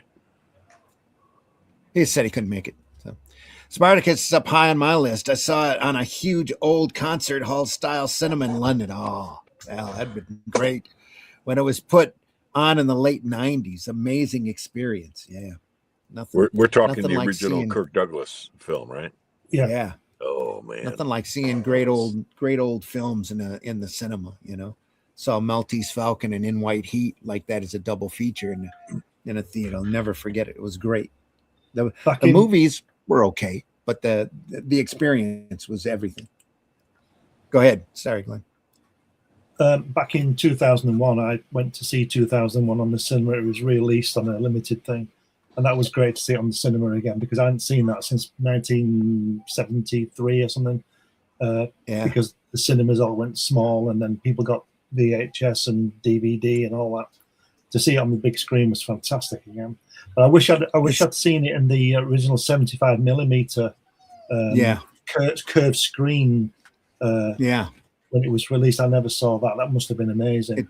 Because a friend of mine saw made for a big screen, that's for sure. Yeah, a friend of mine saw it in the original curved screen thing.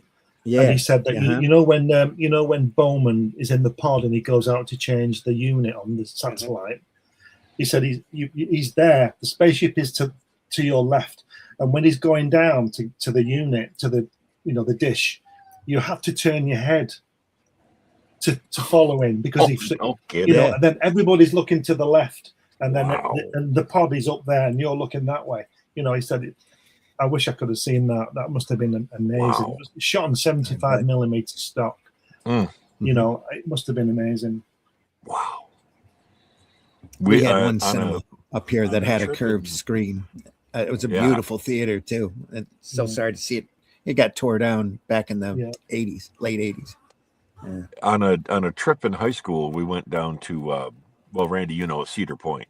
It's a big amusement park here in Ohio. Anyway, and part of the amusement park at that time, this is 1975, 76 maybe, where they had one of the first IMAX screens.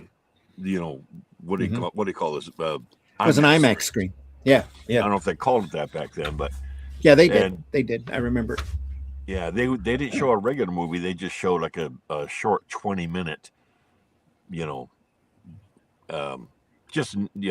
visual thing to test it out. Yeah, at the time that whole technology was cutting edge, so they were taking IMAX cameras around and like shooting under the ocean and doing all sorts of unusual things to show you.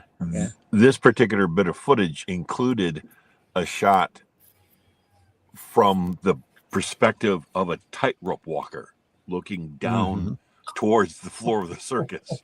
And he's kind of moving with the pole, and oh my God, you're almost falling out of your seat. It was so immersive because it literally stretched almost past your periphery. I mean, it was just unbelievable. I saw footage on an IMAX from the space shuttle of a spacewalk. Oh, no, that would have been amazing. Like being out with them, being outside with them. It was absolutely incredible. Wow. Incredible. Oh. Al says my dad's old office overlooked Canary Wharf in London before it was built. Now it gets transformed into a Vietnam War zone with shipped in huge palm trees. Oh, is that where they shot? Huge palm trees. Yeah, I think that they shot Full Metal Jacket down there. I think I'm not sure. No kidding. Oh yeah, I'm not sure. I may be wrong about that. Yeah, there you go. For Full Metal Jacket. Yeah, it's what for Full Metal Jacket. Yeah. I believe in The Shining. They started to use the steady cam. That's very I likely. think they did. Yeah. Spartacus makes me think of Monty Python. I didn't see Python, that. really. Like, saw Jaws on the big screen recently. That was amazing. I'm sure Jaws is still holds up. Still a great film. Even though Oh my I've seen God, it yeah. loads, it felt new again. Yeah. I just saw Maltese Falcon again a couple of years ago, and that was incredible on the screen. Jaws is the movie that made me never want to swim in the ocean. Oh, yeah. me too. Oh yeah, I have yet to swim in the Fly ocean. over the Rockies. Narrated by Leonard Nimoy. There you go. Yep. Well, it made me even scared to go into the local lake, freshwater lake. Lakes are fine. Yeah, but for me, it was like, goo, every ripple on the surface. You were thinking, Yeah. Well, you're in Muskegon. You're right next to Lake Michigan. So yeah, and lots of small lakes too. But waves to you are like 3 feet high. Exactly. Scared the hell out of me. Yeah, the lakes around me, Incredibly like huge Harwell screen, and like an opera stuff. house. Every time you see something swim, you're like, "Ooh, dinner!" and you just grab it and take it with you. Yum. It didn't help that my older brother snuck up under the water on me and grabbed my leg and just made me scream. Yeah, that never helped. Just That'll traumatize you the rest of your life. There's always one, isn't there? Yeah, exactly. Oh. I always count on my brothers for that. I Somebody fell made in a love comment. with sharks after watching Jaws. Yeah, Yeah. somebody said a comment earlier, Randy, that said they're wondering if the house in The Shining wasn't an allegory for cocaine. Yeah. It Did was. you see that comment? It was. Mm-mm. Oh, it was? You think No, so? but I Mitch? believe it. Yeah. Yeah, probably. Not just cocaine, but like everything he was doing. Alcohol. I think he was doing heroin for a Yeah, while. it was to do with addiction, wasn't it? Yeah. Man. Yeah. Yeah, because he got the idea for The Shining when he was in recovery, and him and his wife decided to take a vacation, and they saw some cheap rooms at the Stanley Hotel because they were shutting down for this for the season. winter.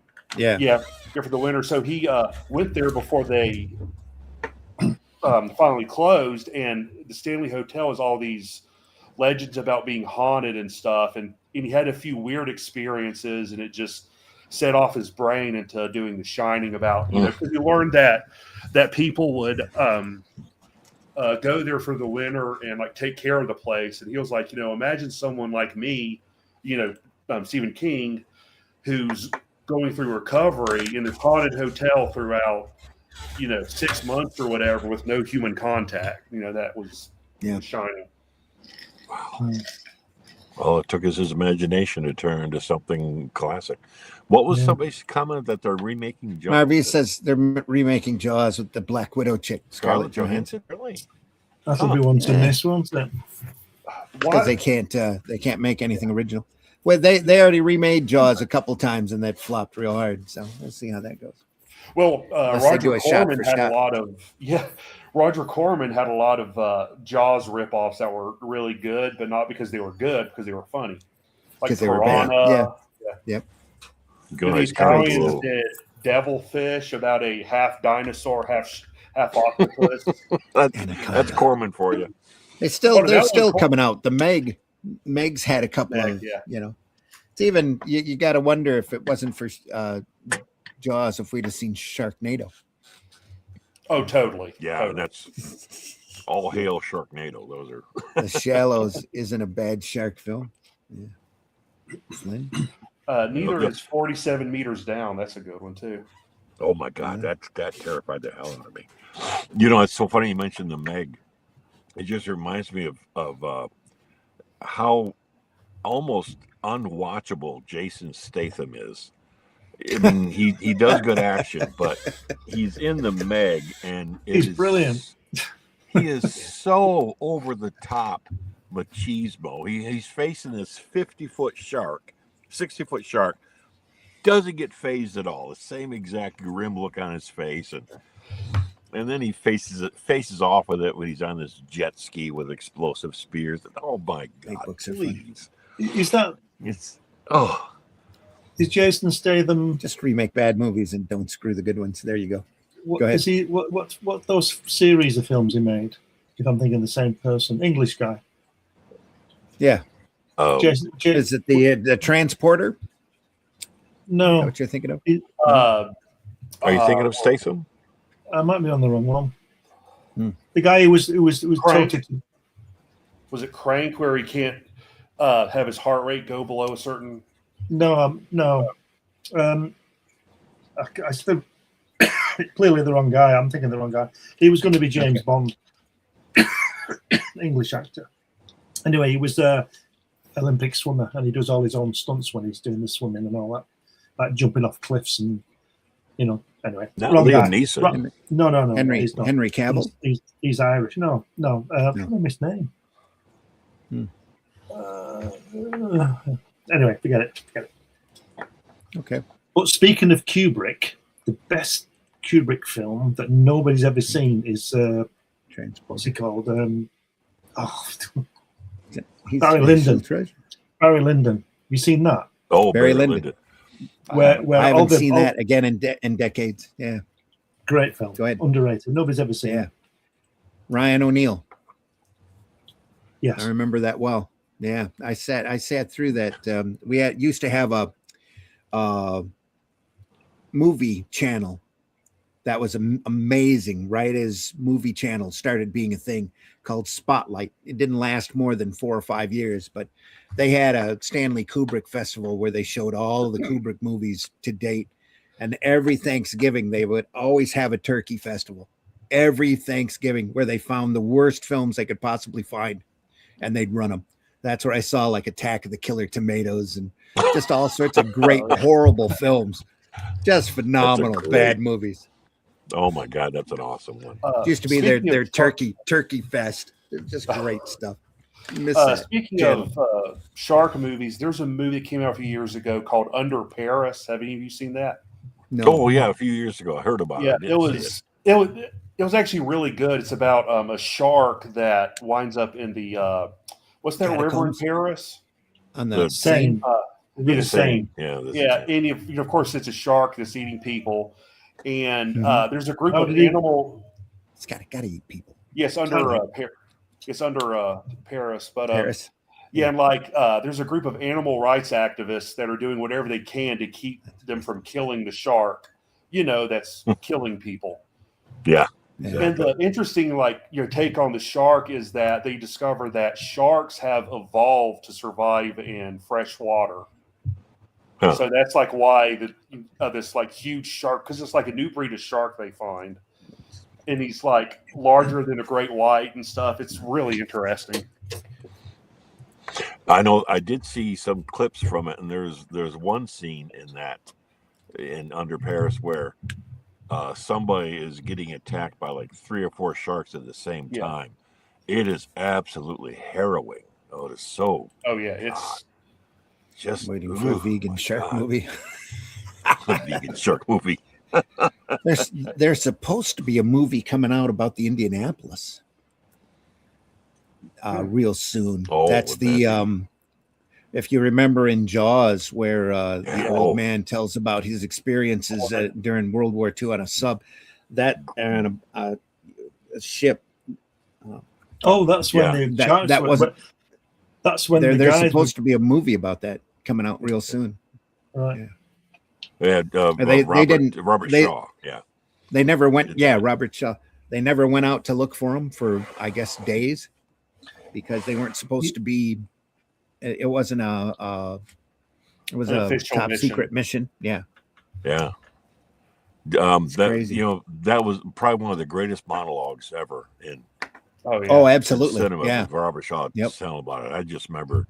If I ever come across that TV, I cannot turn it away. I cannot turn it off until I read. Yeah. I'll see the whole scene. Shaw is just God, so tremendous. I think that's why he took the part, Robert Shaw. Yeah. Because at the time, Spielberg was a wet behind the ears director. He had nothing under his belt. TV movie. Yeah. That was about it. Just God. Yeah. I see Shaw deliver that monologue, and it actually makes me wish I was an actor to be able to have that type of that type of dialogue to do. That would just, oh my God. That monologue alone could be its own movie. Oh Yeah. yeah. because it has a beginning. Oh no, it is. middle, It will. Yeah. climax and end. No, I mean Yeah. just Just that, that- scene of him yeah. talking could be its own movie. Yeah. You see it roll around in clips on the reels every once in a while. They'll Yeah. somebody will Wouldn't put that it be out. awesome if they did do a movie of the Indianapolis and they They're somehow working on worked in, and if they were to somehow work in Shaw's monologue into Yeah. the movie somehow as like Yeah. a voiceover or something? Oh, that would just be. No, Oh. they wouldn't. The Shaw estate wouldn't allow it. Yeah, I know. I mean, Yeah. it's a I know. pipe dream, but I know somebody It'd be- somebody block it because Yeah, they own the somebody block it 'cause soundtrack. And Shaw wrote that. He said, "Yeah." no, really. I thought that was part of the script. I thought that's why Shaw took the movie in the first place, was because of that dialogue, especially after the Scar comparisons. Yeah, that's funny. The humor. Yeah. Oh, it's just a great scene in general. Son did a play about it. Oh, okay. I cool. would like that double Yeah. check to see if Shaw actually wrote that. Scene in monologue. I Jaws that kinda Robert don't- Shaw talks about wasn't meant to be in Jaws. He just brought it up. Oh, all right. Sorry, Matt. I stand corrected. The "she broke my heart" line. Then Brody asking Quint about the tattoo. Yeah. Is that Yeah, really Shaw true? Rewrote it. Rewrote Oh, it. he Okay. rewrote it. Oh, I know that one of the things I did read is that about half the monologue, Shaw was just drunk on his ass. Oh, Which- through the whole movie. He's Yeah, pretty much drunk on his ass. You can tell if you rewatch it. There's a point where you can see he's drunk, and then there's a cutaway that go back to him, and then he's sober again because they finished shooting Yeah. it like a day or two later. if you want And to watch, he said that he was so ashamed that he was drunk during some of that monologue. Mhm. But Shaw rewrote it. Who really? Is that true? you probably He probably had lived it. Yeah, and they left it in. Tone shift is amazing. Oh yeah, absolutely. Wow. That's it. Not Flynn. Yeah. Quint. Yeah. I'll send the group the interview with Shaw's son. Okay, do that. Oh, love to see that. All right. I don't know what that had to do with Akira, but there we are. Part of Great movie, man. part of the fun of the Sunday Funnies conversation just goes everywhere. It could have been So glad Richard you're here, Nixon. folks. Great, isn't it? Yeah. Huh? Well, there you go. So glad everybody was able to stop by. We know the majority of our viewership is after the fact. In fact, I misscheduled last week's program to run at night instead of the morning. We still had the same amount of people watching the show. So deeply appreciate everybody that's good. hanging in there and putting up with that goof up. So Well, it was Next on Sunday, week's so it's okay. Sunday Funnies. That's true too. Next week's Sunday Funnies will also be pre-recorded and hopefully on during this time period next week as well. So, and we'll be back looking at Akira again. So it's our anniversary and we're making a trip. So Awesome. we're gonna go see how much of this up north is flooded. Yeah, really. Love you guys. See you soon. Take care. Marv, you too, buddy. See you, Mark. You bet. Cheers, everyone. Love this. Peace and love all. Thanks, Al. Yeah. If you enjoyed this program, folks, make sure you tell your friends. Can always use more eyes on this. We've had really good eyes today, and I deeply appreciate everybody watching. I do. Make sure you hit that like button, hit the thumbs up if you can, subscribe, whatever platform you watch us on. We are archived over at the Comic Book Black Belt YouTube channel, the Randy Zim YouTube channel, and the Indie Comics Network YouTube channel that has all of our previous shows. We've been doing this for a few years. We love looking at old comics because it inspires and sparks our creativity, makes us better creators. And it's just great to look through some of this stuff. And there's so much great comic material out there just waiting to be explored. And we do it twice a week. We do it Friday morning at 5 a.m. Eastern Standard Time, as well as Sunday at 9 a.m., where we'll be back with Akira. Friday, I'm not sure exactly what we're going to be looking at yet. Maybe Crime Does Not Pay again. I'm not sure. But as long as we're watching Akira, I'd like to do like single episodes there on Friday just to balance it out. So and I figure it's going to take us probably 18 episodes to go through Akira. You know what I would Here what we I go. would love to see us do on the show here is I would love to see us just get a taste of Glenn's interview with Kirby, if that's possible, Glenn. Well, yeah, I suppose we could work something out. I don't know how you do it. But yeah, I'm not sure either. But you know what we should aim that for the last week of August at Kirby's birthday, right? Yeah. Okay. Have you seen it, Scott? I have not, and I'm kicking myself. I've got to do it yet. Well, you'd better drop me your address, and I might put it in the post for you. God, I got it. Have you read the book? Oh yeah. Wow. Yeah, guys. Have you read the book? I have not seen that either. No. Color me laps.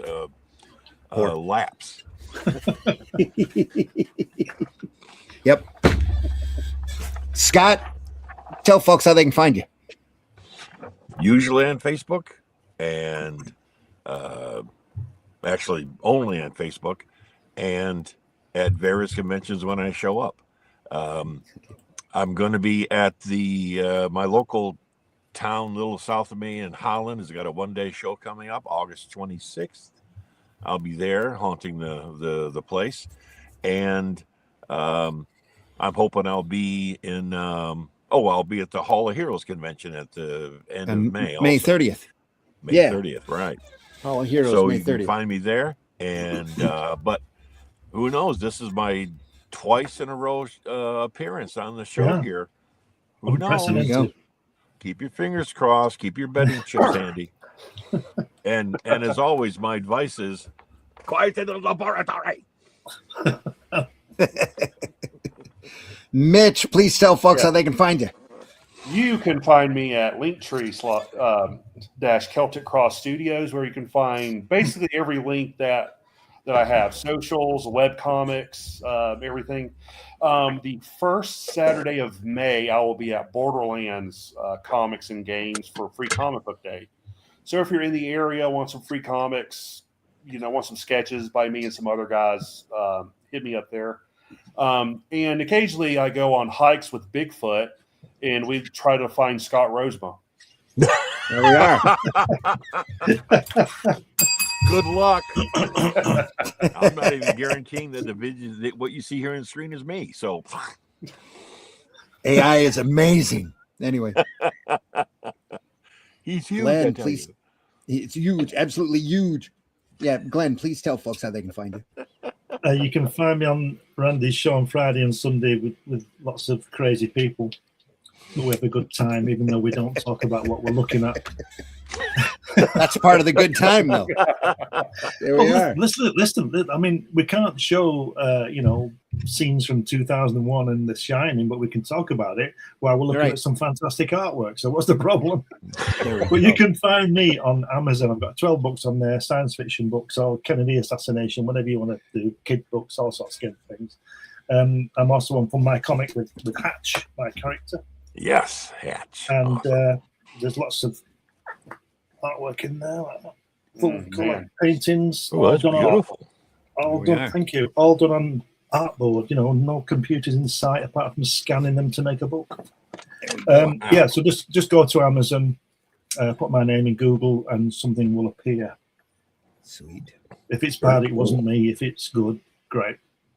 Awesome. Yeah, Theater of the Mindless. Folks, I've been your host. Theater of the Mindless. Where'd you pick that up? That's cool. Let's do that. I was searching for a title. We're seriously considering doing dramatic readings of public domain comics because last Friday's show was so much fun. We should grab some of those great old comics and do dramatic readings. That was fun. That was fun to do. Maybe we're going to do more. Theater of the Mindless would probably be a good title for that. Anyway, here we go. Folks, you can, I'm your host, Randy Zimmerman. You can find my work right now if you go over to fundmycomic.com and look for The Atlantean. You'll find it there. Let me share that here real quick. And Atlantean number 4, we are really close to finishing this off. 5 days left to go in the campaign. folks. It's the 4th volume of the Atlantean. There's plenty of catch-up tiers available there. You don't have to have all of the issues in order to enjoy the book. Each one's meant to be enjoyed individually. And in this particular issue, there are 3 there are 3 stories in it. One of them's kind of blended into the other, and then a short story in the back with Lethal, who's a character we introduced in the 3rd volume. You don't have to have the 3rd volume in order to enjoy the story, but Russ is literally knocking it out of the park with the artwork on this. No doubt. On especially So the Lethal story just looks incredible. You can also get this catch-up tier here for only $55. You can get an omnibus collection that collects the Shadow Kingdom and the first 2 Atlanteans with a phenomenal cover that I can't recommend highly enough. Painted by Renzo, penciled by Russ. Just fantastic stuff, as well as Atlantean 3 and 4 for only $55. So I go over there. It's the adventures of Cull and Brule as they travel the land to rid their world of shape-shifting lizard demons and other baddies as well. And this particular issue adapts the Robert E. Howard story, The Mirrors of Tuzan Thun, incorporates it right into the continuity. And I'm just really, really proud and happy to be associated with the product. So can't recommend it to you enough. Fundmycomic.com, folks. And go over there as well. You can find Hatch over there too, as well as a number of other projects just waiting for you to buy in on, including there's a great Bronze Star #2 available over there, which is a werewolf Western done by Mike Barron and Pat Broderick. Awesome. That is amazing. Just, I think it's some of the best artwork that Broderick's ever done. You can tell it's definitely a labor of love from both people. So go, just like the Atlantean, go over there and check it out. Pat's really into it. I got to talk to him last year at Heroes Con in Charlotte, North Carolina. He is just super stoked about doing that. Yeah. Just doing phenomenal work on it too. Folks, thanks again. Thanks for stopping by. We'll hopefully see you on the next one. See ya this Friday or next week here for more AKIRA. Take care, everybody. So long. We'll see you soon.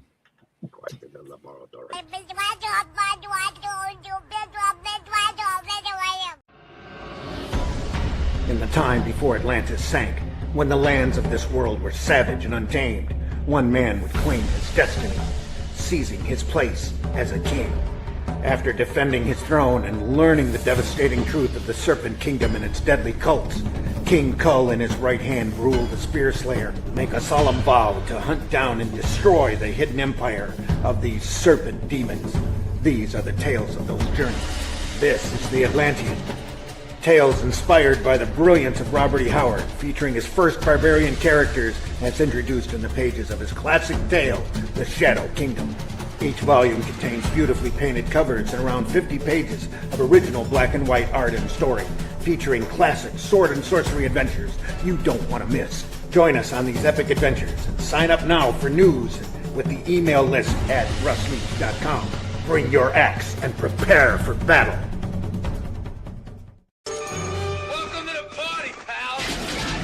As he sits each day at his board, along with his characters, Jack Kirby is far from lonely. I haven't got the trappings of a circus, but there in my mind is a very active and bright and colorful place that's as good as any circus that I've ever seen.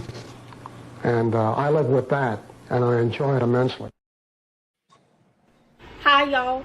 It's time for Appalachian Word of the Day. The word of the day is urinal.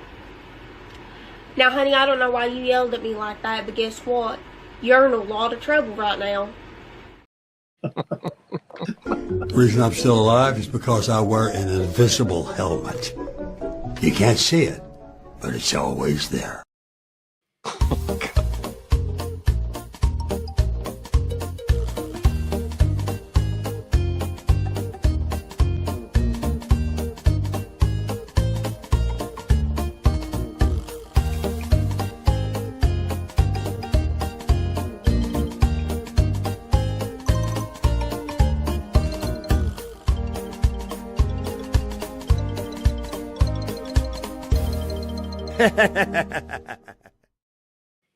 Hilarious Al says, as long as there's a goat called Billy in every show, please.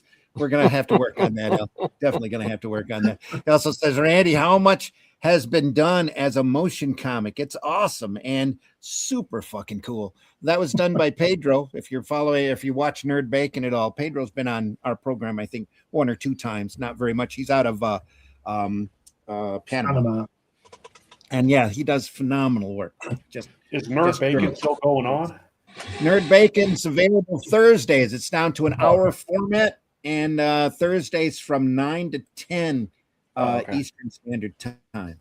Pedro is the best. Pedro is the best reason not to go to Panama.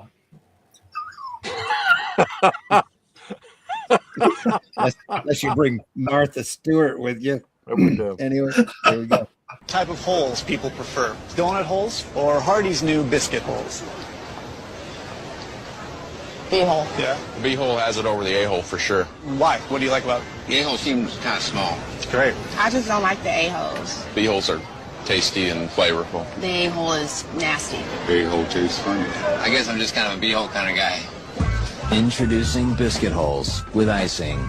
The best kind of holes money can buy. New at Hardee's. Bye, Jack.